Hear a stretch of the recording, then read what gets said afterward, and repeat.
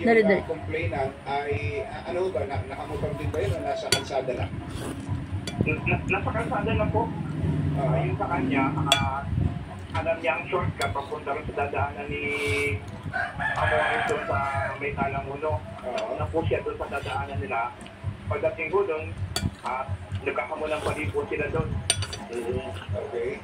So inabangan niya. Inabangan niya. Ang nag-abang ay yung binarel. Yung pong binarel po. Siya hindi ba kung siya pala ang inabangan, hindi ba lumilitaw na parang attempted homicide lang yan?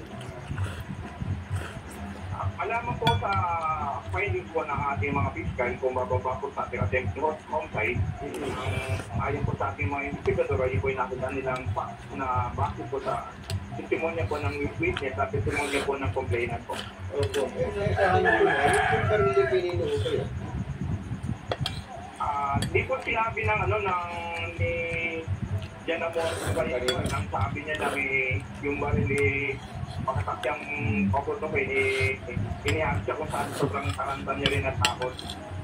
So hindi yung na-recover yung baril?